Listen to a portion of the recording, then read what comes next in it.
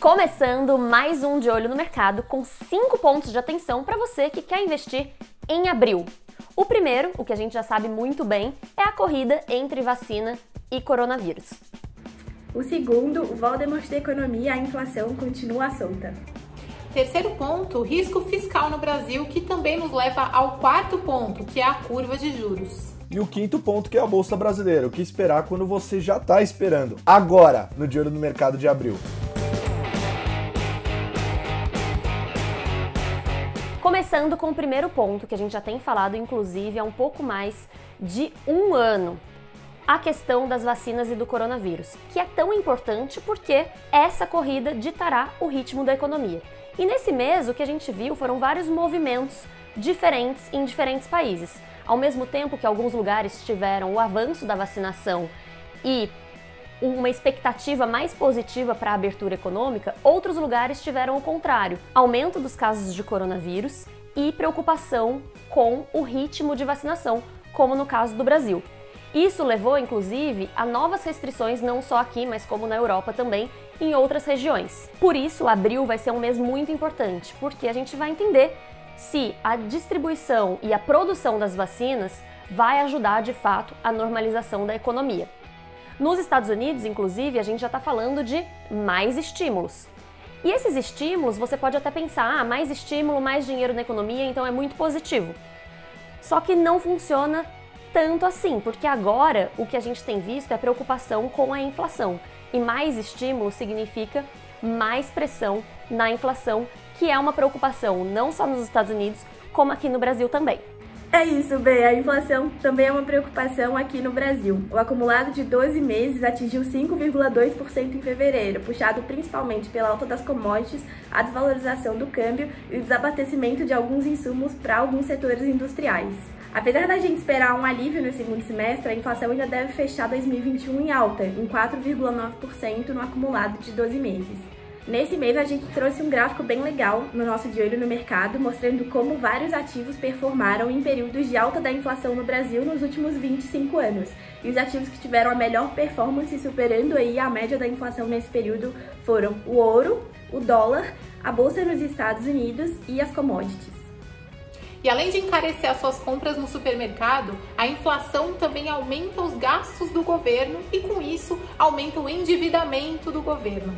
Esse continua sendo um ponto para a gente prestar bastante atenção ao longo de abril e dos próximos meses também. O endividamento em 2020 chegou perto de 90% do PIB e a gente vê ele perto de 100% do PIB pelos próximos 10 anos aí. Então é muito importante observar como que o governo vai lidar com o pagamento das suas dívidas. Para piorar, ao longo do mês de março a gente teve a aprovação no Congresso de um orçamento que subestimou os gastos do governo em entre 30 e 40 bilhões de reais, justamente por causa desse efeito inflacionário. A forma como o governo vai lidar com esse orçamento, como que ele vai resolver essa questão para não incorrer aí em um shutdown, em uma paralisação das atividades governamentais, também vai fazer toda a diferença na precificação dos nossos títulos públicos, do Tesouro Direto e, consequentemente, de todos os outros títulos aí de renda fixa no Brasil. A gente mostrou também no De Olho no Mercado como que a curva de juros empinou por causa desse risco fiscal e dos outros fatores que a gente está trazendo aqui no De Olho no Mercado. Quando o Copom aumentou a Selic em 0,75%, foi uma alta mais rápida do que o esperado. Isso trouxe um efeito de achatamento da curva de juros. Os juros subiram no curto prazo e diminuíram um pouco no longo prazo. Porém, esse risco fiscal fez com que a curva de juros voltasse a empinar, o juro de longo prazo voltasse a crescer e isso impacta nos mercados. Lembrando que a nossa expectativa é que a Selic feche 2021 em 5% ao ano e 2022 em 6,5%, para que a meta de inflação seja cumprida no ano que vem, em 3,5%. E quando a gente fala em juros mais altos, logo a gente já pensa que não é bom para a bolsa, Mas eu acho que um ponto muito importante que a gente já falou também no Rico Matinal é a questão do juro real, que é os juros menos a inflação. Os juros estão altos, mas a inflação também, então o juro real ainda está muito baixo, próximo de zero. E isso nos leva ao nosso quinto ponto, né, Cola? É isso aí, Betina. Todo mundo quer saber da Bolsa Brasileira. Tá todo mundo esperando o que vai acontecer com a Bolsa Brasileira. Se a gente voltar aqui no túnel do tempo pro ano passado, nesse mesmo período as bolsas estavam atingindo o seu vale, né? Depois de todos os impactos iniciais com o coronavírus. O S&P 500, que é o principal índice de ações nos Estados Unidos, caiu 34% do seu máximo para o vale durante esse período, e as ações que performaram melhor foram as ações mais envolvidas com crescimento. As empresas de tecnologia, por exemplo, são grande representação dentro desse contexto. Agora, em 2021, a gente vê outro cenário, com todos os estímulos, a retomada da economia e as vacinas rolando no mundo todo. O mercado começa a voltar seus olhos para as empresas de valor, as empresas que ficaram para trás, né, de setores mais tradicionais, como por exemplo bancos, commodities, e começam a esperar uma retomada desses segmentos.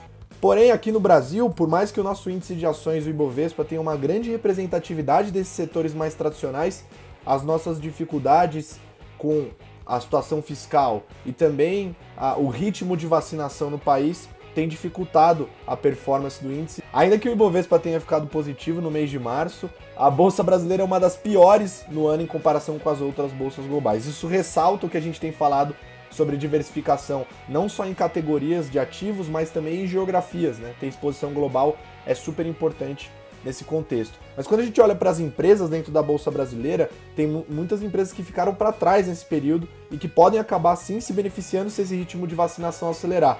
E você pode surfar essa onda nesse tipo de investimento. Além disso, a gente tem falado bastante também das empresas de qualidade, que têm gestão eficiente, resultados consistentes, também são ótimas opções de diversificação para atravessar períodos de inconsistência.